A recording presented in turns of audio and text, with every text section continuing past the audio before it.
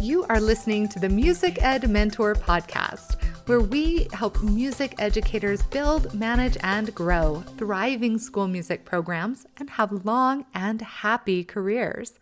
I am your host, Elisa Jansen-Jones, and I am so incredibly grateful to have you joining me for this episode with my wonderful guest and a dear mentor, Myra Rhoden. As most of us in the U.S. are heading into the school year, or maybe we've already gotten started, I want to be sure to give you some information, some ideas, some concepts you may not be getting anywhere else. And this episode is no exception.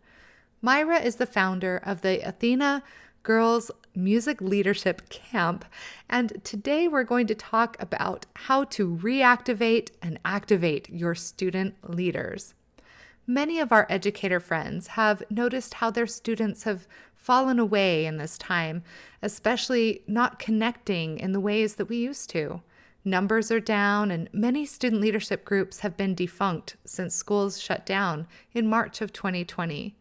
How can we reconnect with these students and, more importantly, help them connect with the returning and new students to our programs too? We also take some time to talk about how we can especially support our girl leaders, because it can be challenging for girls, especially to be seen as authority figures when they might be having to support their upperclassmen of this opposite gender.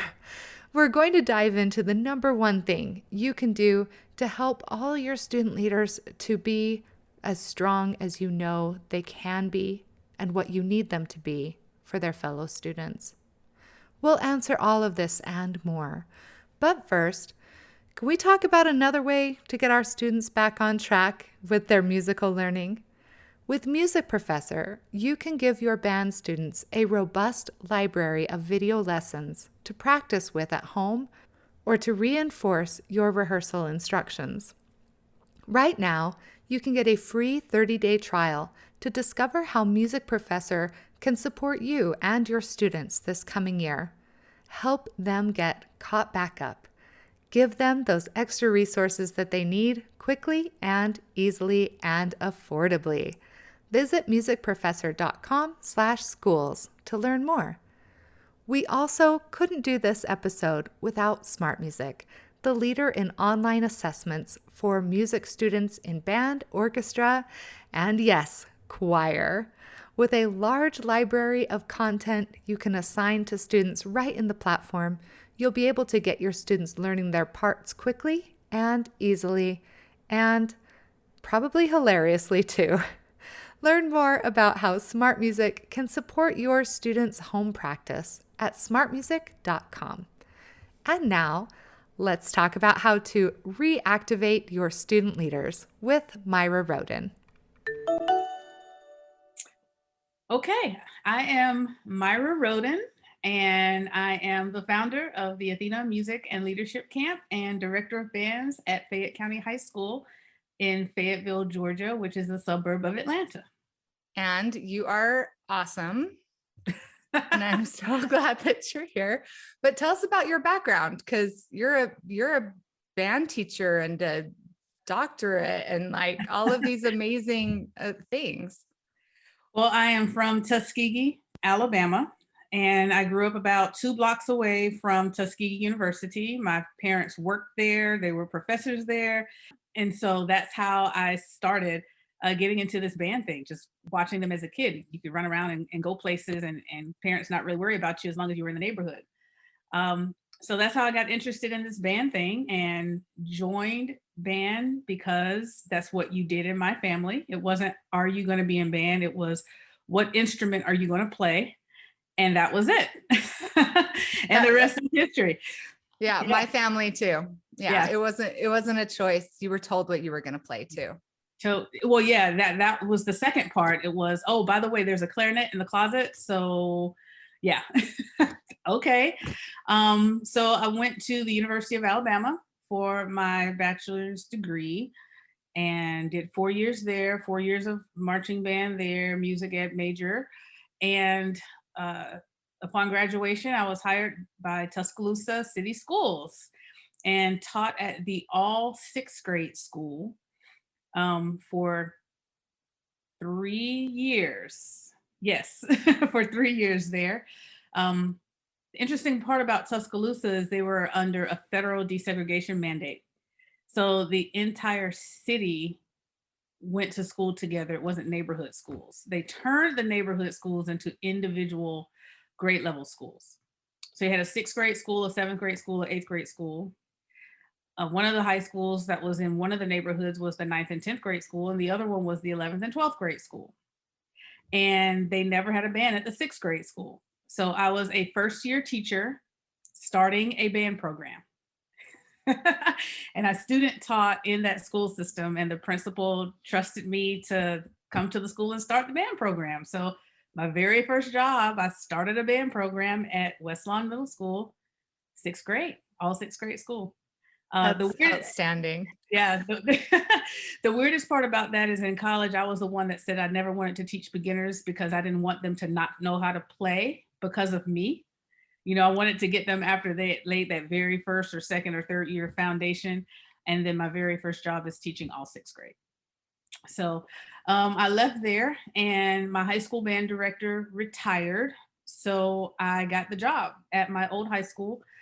They changed buildings. So the new name of it was Booker T. Washington High School. They consolidated a couple of high schools in the area.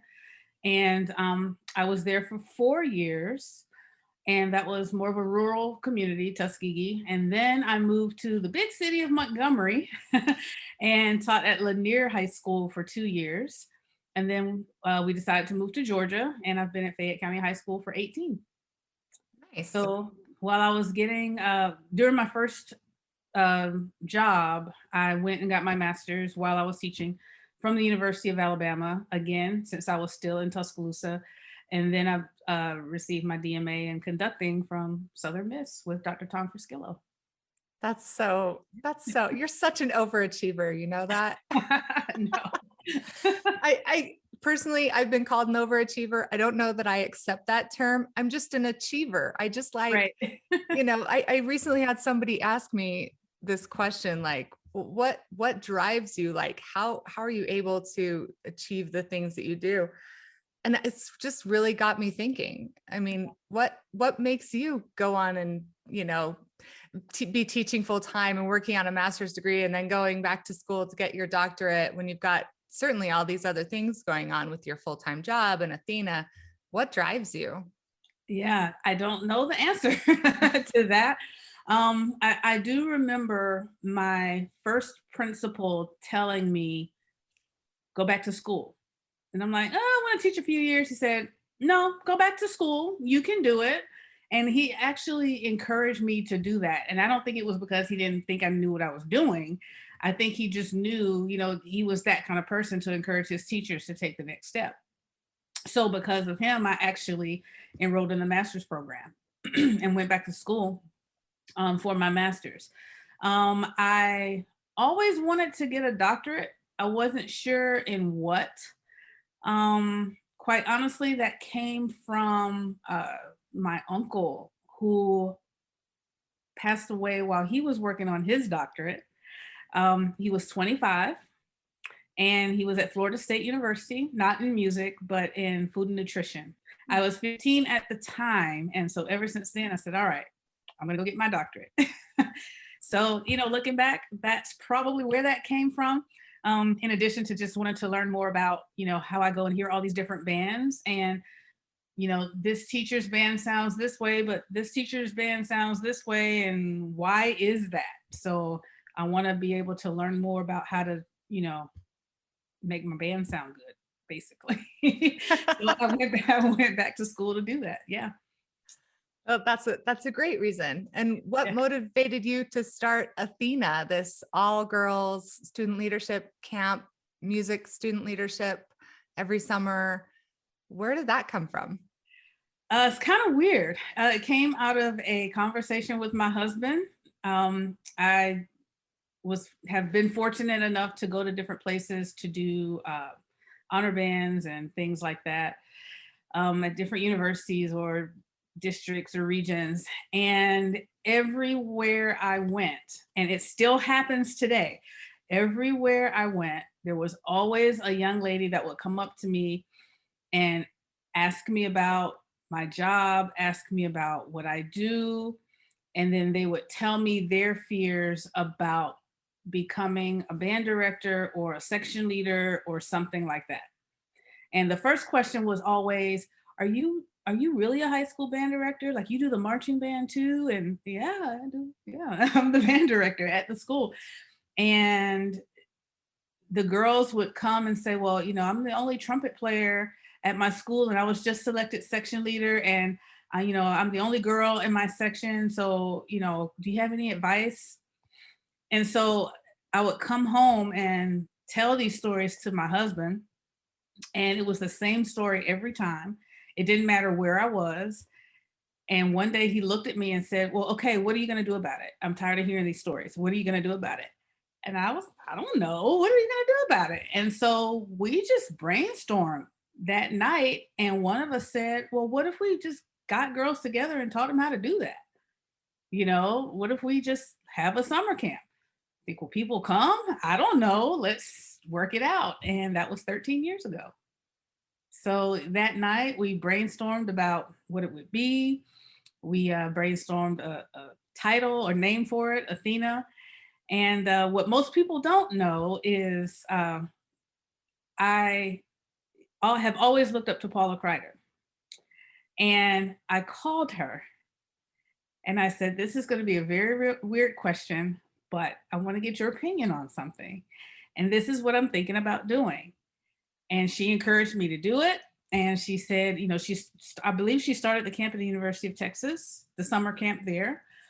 And she said, well, these are the things you're going to need to look out for. And she listed 4 or 5 things. And by the end of that conversation, it was done. We're like, all right, let's do it. And so that's it. That's so good. I love it when what you really created was a solution to a need, Yeah. and that's the best way to create new things.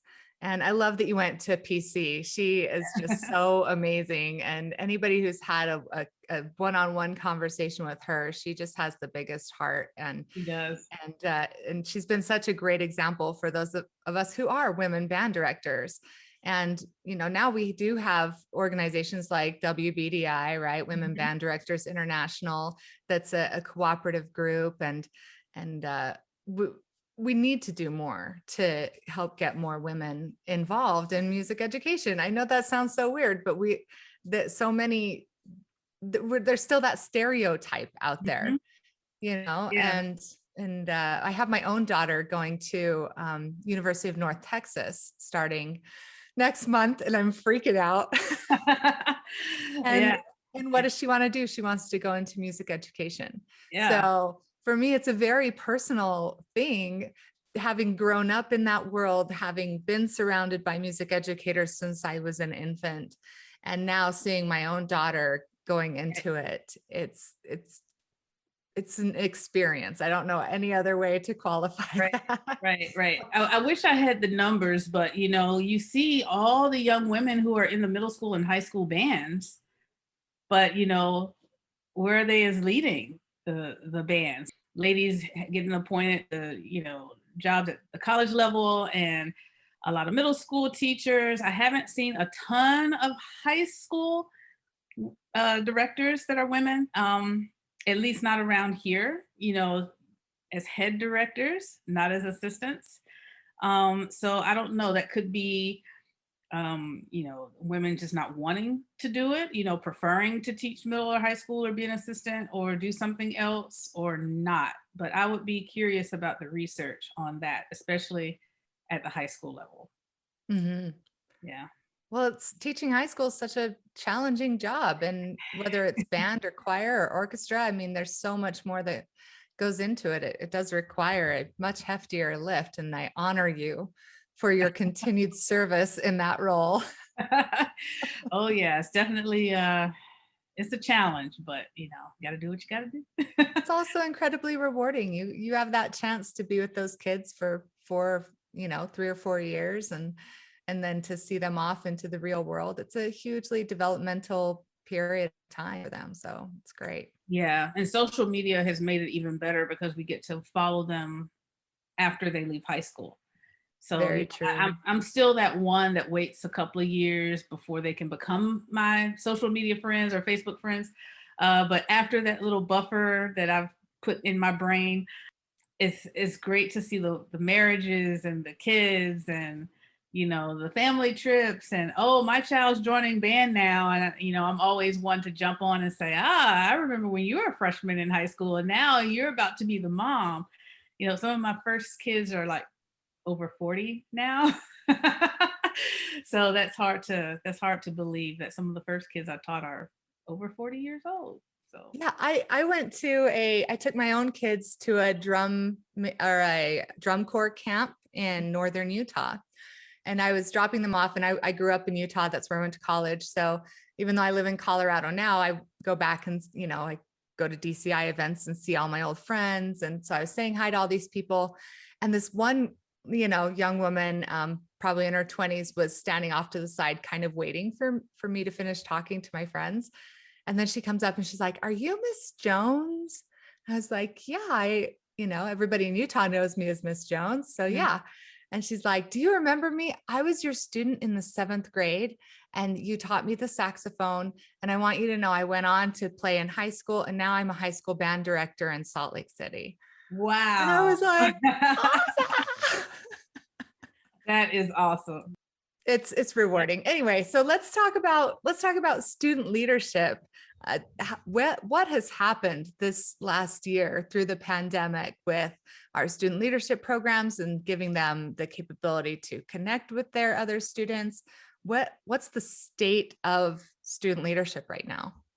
I don't know if I can speak about the total state of student leadership. I can tell you what I have seen and heard from people I've talked to. I know one thing that we've tried to do in our area is keep our students involved as student leaders, even though we were virtual a lot of the time. Living in the South, we were not 100% virtual during the pandemic. So I personally have been in the building since August. However, I had a good bit, like 45% of my program was 100% virtual. And of those students, almost all of my student leadership team was virtual. So that was like skewed 90-10 as far as percentage. And so we had to figure out a way to keep those students active and still being leaders of other students that they don't physically see. So I think that the directors who did a pretty decent job of adapting to the situation and figuring out that, if social media can influence people and there's one person who has a gazillion followers on social media, then why can't you take that same attitude with your student leadership and get them to be your band influencers, so to speak, online? So I think the people who did a good job of adapting with that probably had a little bit better time than people who didn't. I have talked to some directors who completely shut down their leadership program during the pandemic. And so now, at least the people I've talked to are a little concerned about how to start over, because it's been a long time. It'll be from March 2020 to August or September 2021, where they haven't trained student leaders. The other kids have graduated. So it's going to be basically starting over with kids who some have never been led by students who are their age because they didn't have a leadership program virtually. So now they're kind of reimagining all of the things that they did before to try to fit into, the kind of box we've made up for ourselves for 2021. So I think you have two kinds of people when it comes to that, those who kept it going and those who didn't. And I think they're going to be in very different situations when they get back to school. I feel like there's a great social emotional opportunity by initiating a strong student leadership program. Getting students to connect and care about each other is, in a very compassionate way, can be life-changing, not just for your students, but for your whole program.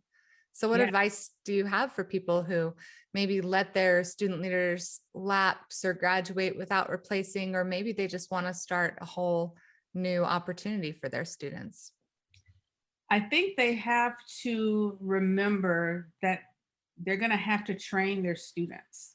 They it's okay to name your leadership team. It's okay to say, I believe this person will be a great student leader, but they've had a year and a half of not being around a lot of people either. And just training them to talk, interpersonal skills. Um, I think that's going to be huge because students have been behind a screen, whether it's for class or whether it's looking at TikTok videos or making TikTok videos, for a long time now. So I guess my biggest advice is for the teachers to realize that they're going to have to train the kids how to talk to each other, how to socialize with each other, how to depend on each other, how to trust each other. Um, and it's gonna take a minute. Even when our kids came back in August, we were not back 100%. We had an A team and a B team, 2 days a week, that kind of thing. And the first time they came back, and that's just from being from March to August of the same year, kids wouldn't talk. They didn't socialize. They had the masks on. It was the quietest I'd ever seen the school, even during the class changes. And they had to learn how to communicate. So, if the student leaders don't know how to communicate with each other, you're not going to get anything done. So that would be, in my opinion, the very first step. Yeah, I love that. Lots of icebreaker activities, group social activities. We always did at my first school. The principal there was just amazing. And the week before school, we spent an entire professional development day doing service projects Oh, just yeah. in the community. And it's amazing how you combine service projects with your student leaders. And now they start to, that heart opening charitable feeling of I'm doing good. That really sets the scene for positive interactions with your students. Yeah, we do a service project every year. Oh, we try to. Our student leadership team actually has to come up with one as a part of their audition process and write it out, plan it out, not necessarily do it, but just think through it. And I think the one that I enjoyed the most was in 2019, right before the shutdown. The students made teddy bears from scratch. Like they went and they bought the material and they bought the stuffing for it and they drew the little faces on and they gave them to the elementary schools so the nurses could give them to the kids who were sick. Oh, And if they had to go home, they would take them home. They made enough to where they could give it to a child. And they were, just not very big, maybe about 6 inches tall. And they made a ton of them, but seeing them in the band room after school working together and, just for fun, to give back to the community and not receive anything in return for it, that was awesome. So yeah, you're right. Just getting together and communicating and icebreakers and community projects, I think all of that will be paramount. yeah. And then once they feel good with each other, what's the next step? Oh gosh. uh, Probably, well, that would be as a leadership team, but they have to figure out how to infiltrate the rest of the band, how to take that feeling that they're getting as a leadership team and they go forth and be great, right? Go forth and have fun with your clarinet section, do some social activities, and then, oh, by the way, now let's get into the nitty gritty of everything that we have to do. So, once kids feel comfortable, it's just like us, once they feel comfortable in our classrooms, then they will do what we want them to do. If they're uncomfortable and they don't feel that relationship is there, then those are the teachers who have a tough time. And our leadership team is like that too.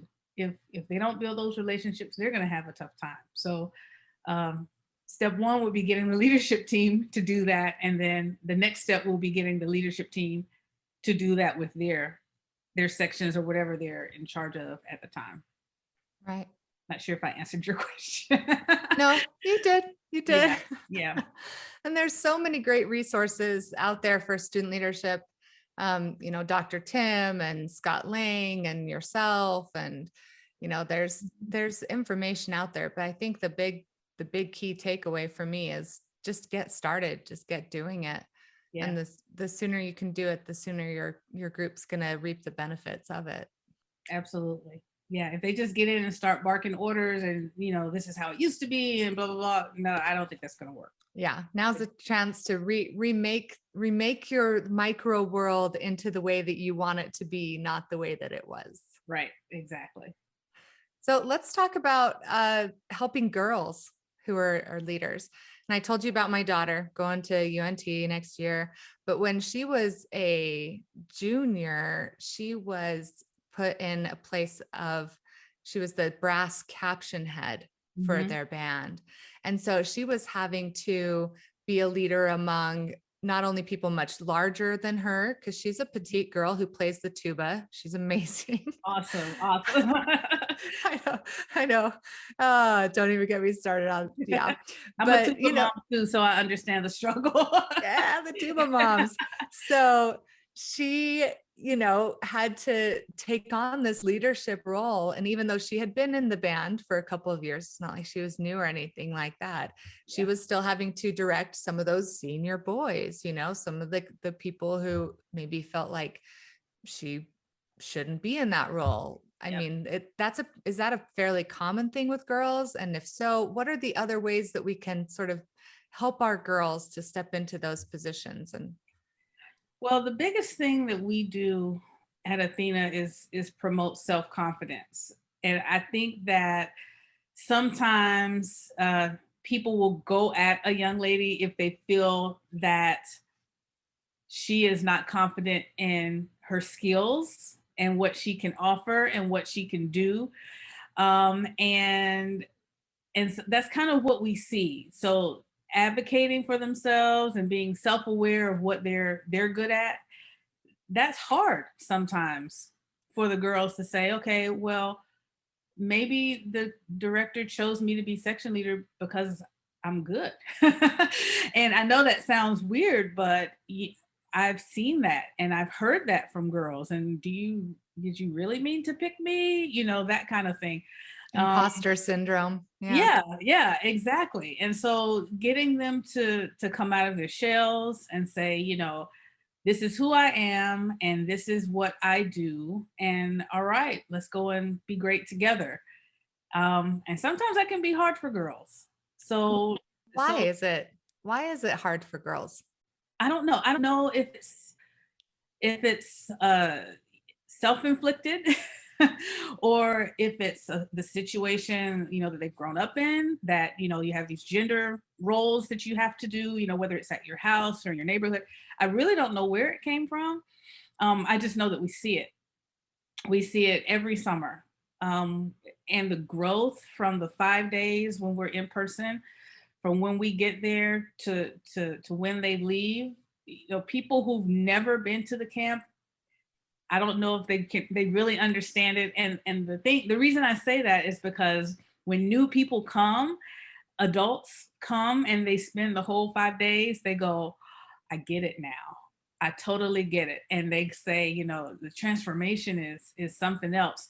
But just, teaching the kids to be confident, be able to express their confidence, express who they are, to advocate for themselves, and just to have interpersonal skills.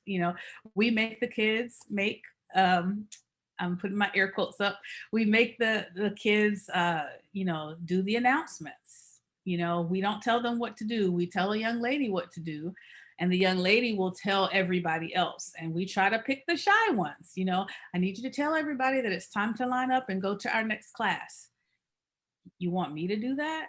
Like, yeah, go ahead and do it. And they'll get the attention and you'll have the little teeniest, tiniest, smallest voice and they'll give the instruction. And then there's like a huge sigh of relief when everybody else moves, because for some reason they didn't think people would follow their lead. But, sometimes the girls just don't know what their possibilities are. And so just have to kind of, I don't know, bring it out, bring it out. I, I really missed the being in person camp because I didn't really get to see it, over this pandemic. So I'm really excited about next summer because we'll get to see that growth again face to face with those kids. The other thing with that, talking about the gender roles, we still see lots of girls on flutes and clarinets and the quote unquote girl instruments. And after 13 years, we thought that would change eventually, and it's still not the case. It is still not the case. So, why kids feel that way, it could come from anywhere. I have no idea. But when they get to us, we try to make sure that they leave better than than how they came. Yeah. How do we help girls recover from hits to their confidence? Because inevitably they're gonna be feeling super confident. They're gonna be giving direction in their band, and then somebody's gonna lash out at them or, say to them, "Oh gosh, I can think of 1,000 things that were said to me Yeah. when I was in leadership roles." Like you don't deserve that, or you shouldn't be in that role. Or I was once told women don't make good band directors, Oh, right? wow. So how do we help girls come back when their confidence has been hit? Yeah, we try to tell them that when people do that's their problem, and not their individual problem, but the person who's doing the talking at the time. It's that old saying, hurt people hurt people. So that may be something that's going on in their life to make them just be mean. And that doesn't mean you have to believe them. You need to believe what you believe about yourself, and not allow other people to make you feel less than. And that's what you're doing. You're allowing them to make you feel less than. Um, and you have to recognize that. So getting them to recognize it so they can act against it, that's another part of it as well. During the camp, we actually have counselors who come and do the sessions with the kids as opposed to musicians. So they can see it from a different perspective. And because that's not what we're officially trained to do, right? We talk, SEL with our students, and we do all of this in our classrooms, and a lot of teachers do everywhere.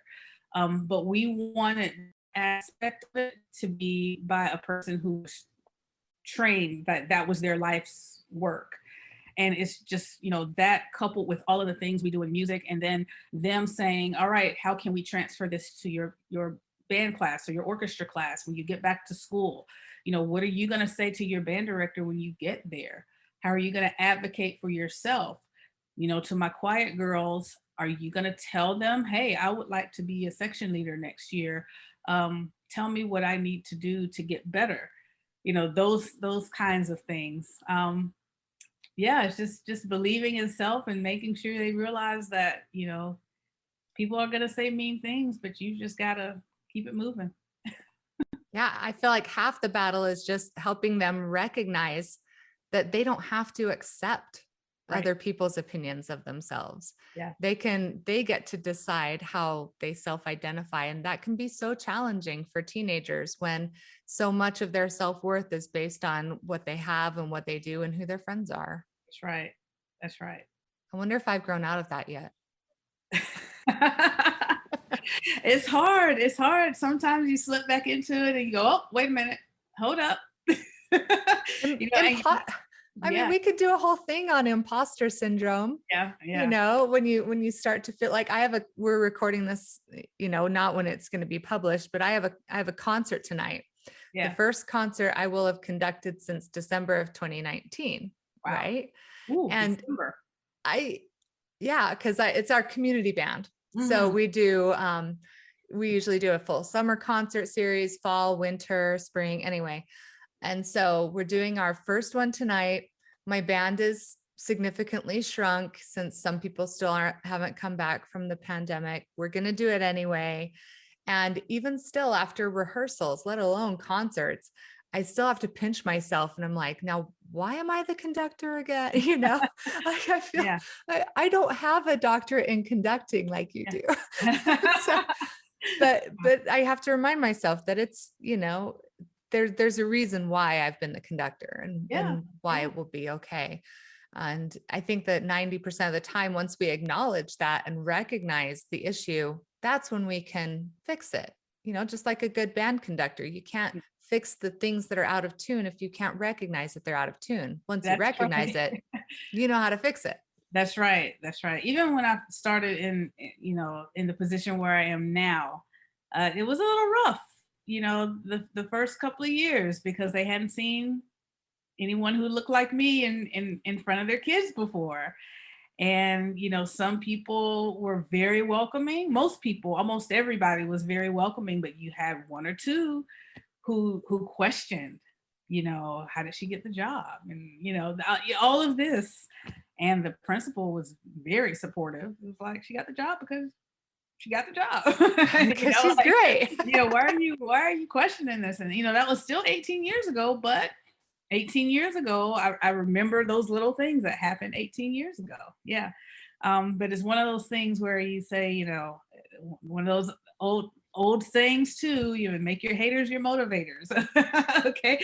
So, you have all the haters over there. So you have to be so good where the haters can't talk about you. So I'm writing this down. Make your haters your motivators. That's right. Get that on a t-shirt. Yeah. And dealing with stereotypes too. Oh my gosh, we could talk in a whole other episode about that too, because I'm certain that you've had to deal with that. Oh yeah. Oh yeah. Oh yeah, absolutely. That, sometimes I wonder if it was the gender thing or not. It could have been the race thing. I don't know. People ask me all the time, what's it like to be a Black female? And I was like, I don't know. I've never been anything other than a Black female. I can't compare it to anybody else's, experiences. And if things happen, I always self-reflect, and that's what you're talking about, Athena. That's what we always tell the kids: self-reflect, and if you've done nothing wrong, then keep it moving. And if you have, learn from the experience and keep it moving. At the end of the day, you still got to keep going. Don't give up because someone said something mean and nasty. That's it. Have you heard of the book Loving What Is by Byron Katie? No. So it's all about identifying if something, it's like 4 questions to help you identify if something is true. It's to change your perspective about a conflict, right? Mm-hmm. So that, older upperclassman tuba player who's talking back to you, even though you're the slightly younger and super adorable section leader, right? That's a point of conflict. And so you go through these series of questions to sort of change your perspective. So the first question is it true? Right. Yeah. Mm-hmm. And then the next question is it really true? So you get down to it and say, like this person who once told me, well, women don't make good band directors. Well, is that true? Right. Of course it's not true. We've known hundreds of outstanding women band directors. And so is it really not true? Yeah, it's really, really not true. And then you flip the question around. Uh-huh. And so you flip it to well, what if you say, men don't make good band directors? Well, how could that be? And right. So anyway, it's these 4 questions to sort of flip your perspective about things. And it really can de-escalate these confidence issues that you may be having, or certainly interpersonal conflict. And it's just a different perspective that I'd never heard of before until I read that book. I'll check it out. I'll send you a copy. Oh, I'm writing it down right now. Send Myra a copy. Awesome. So I didn't say this before, but my first time seeing a woman as a band director was in college. Never middle school, never high school. It was always men.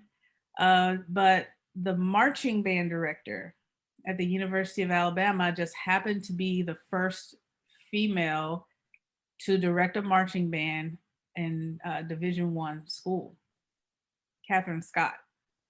So I was able to see her in action, in college, and how she dealt with things. And, she was a band director.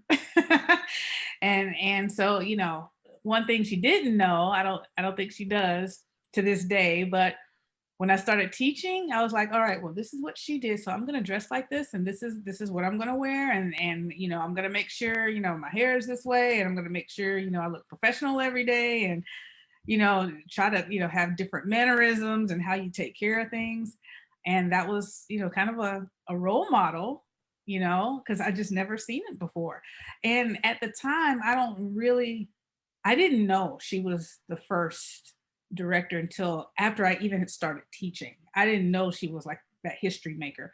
I just knew she was a woman, and she was telling 400 people what to do and producing these great halftime shows. And that was it.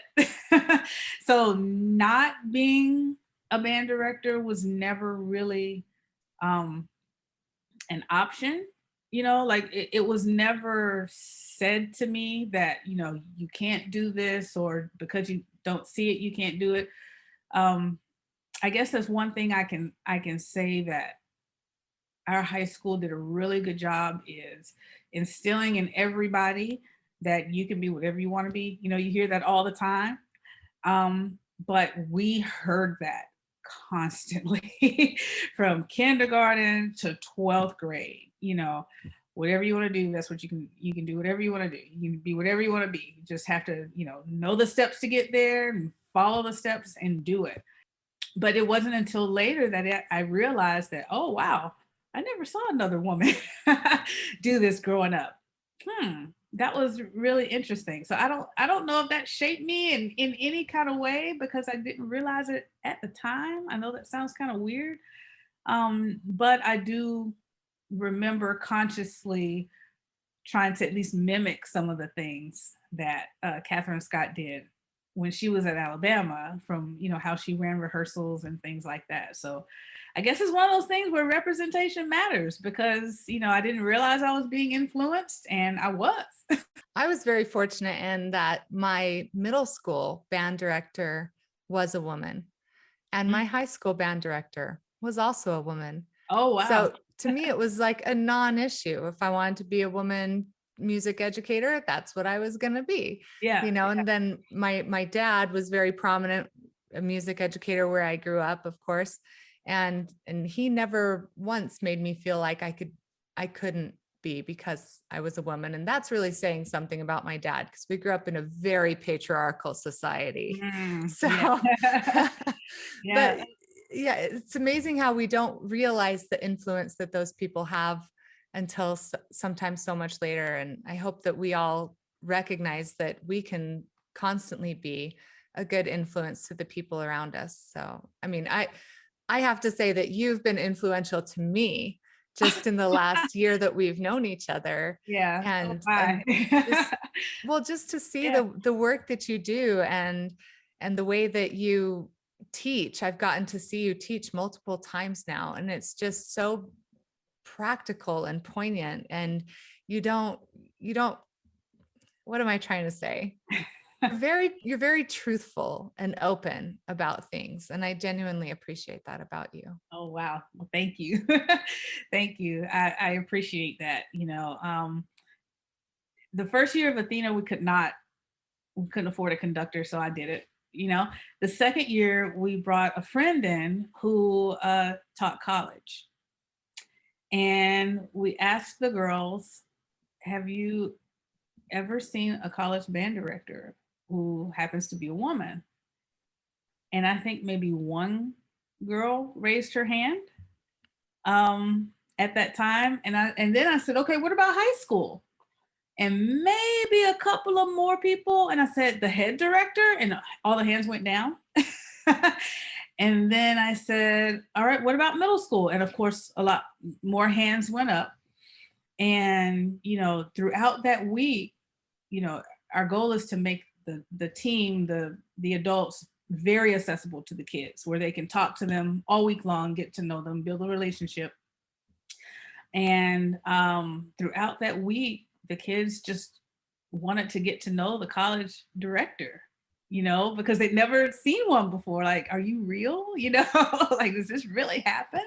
And then I thought about it, and I think that was when I had my revelation that, wait a minute, I never saw a female in this position as a middle school or high school kid. So why should I be surprised that they haven't? So I don't know. Just it's a lot that goes on in our heads when we're trying to plan and do all those things. I don't know. Well, you're doing the good work and the important work, because representation really does matter, and building confidence in our students definitely matters as well, so that they can be proper functioning human beings who celebrate each other's successes, who don't apologize for their own awesomeness. Right. If we can just like obliterate that thing in the whole world, that would be amazing. If we could all just acknowledge that we're all just amazing, and That's right. and that's perfectly all right. Self-advocacy. Sometimes you have to toot your own horn, and that's okay. Awesome. Well, I think we'll just leave it there. That's tons of good content. So I will have links for show notes. The show notes page, we always put some good links on. So I'll have links for the Athena camp. I assume you're going to try and do it in person next year. Yeah. It's there are camps going on right now here in Georgia, in person, and I guess they're in different places too. But yeah, we're definitely coming back next summer, barring nothing else in the world happens crazy. My friend, I hope that this episode has given you some practical and easy ways to reactivate your students so they can help support the return to school for all. Please take a chance to check out the Athena camp. It is a life-changing experience for the girls who attend. Thank you again to Music Professor for sponsoring this episode. Remember to sign up for your 30-day trial at musicprofessor.com/schools. As always, a huge thanks to Smart Music. Visit smartmusic.com to explore the show notes to this and all of our podcast episodes, and to discover the wealth of repertoire available to your students in their robust online library. Keep it easy on yourself this year. Enroll your students in Smart Music and take back your rehearsal time. And if you have one more minute, please subscribe and rate this episode in your podcast platform of choice. This small action will help more music educators find the podcast, and you don't know how it may change their life. I've recently been reminded of this by being the recipient of a handful of very sweet emails from listeners sharing how a certain episode or topic was the turning point for them in this last year. I couldn't be more proud. If you have a guest you'd like to hear from or a topic you'd like us to cover, go to musicedmentor.com and submit a request. I can't wait to give you exactly what you want.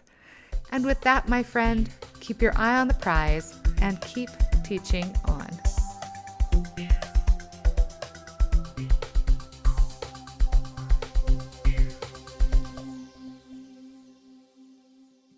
I feel like student leadership has changed so much since I was in high school, Yeah.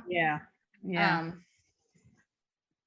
we don't talk about the new ideas and concepts, like one of the things that really strikes me is you want them to be humble, but you don't want them to feel like they can't celebrate successes either.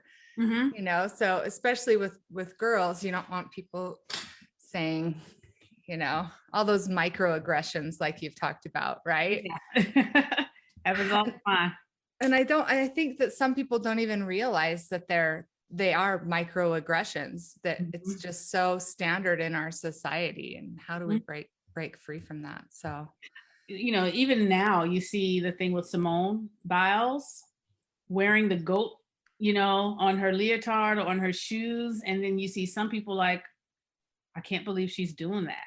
I can't believe that And I'm like, well, maybe it was a gift. Maybe someone gave it to her and she wore it, because of that. Who said she had it made? But you're going to assume that. And even so, I mean, she is. So, be great.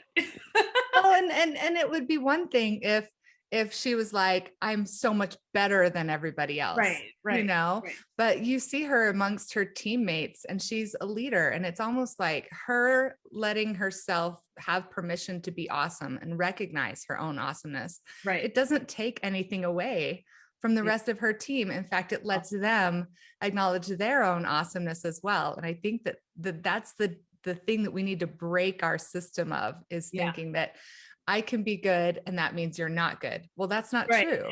I can be great and you can be great and all of us can be great, and it's great. I agree. Okay. I agree. Okay. Yeah. I'm going to take a couple notes here. Yeah. Like we've already started. Oh yeah. Well, it was good to see like some people, coming to her defense, and even guys, and they were like, well, if she were male, would you be saying that? Muhammad Ali said I was the greatest all the time. And then the reaction to that was, well, he's in boxing and, his part of his job is to intimidate his opponent. So, so it's okay for him to say it. It's okay for other people to say they're the greatest, but she can't say it. It's what is the right term for that? Double standard. Yeah. It's a double standard that we're holding girls to. It's unfortunate. So, all right. Well, that's going to make a good little opening clip.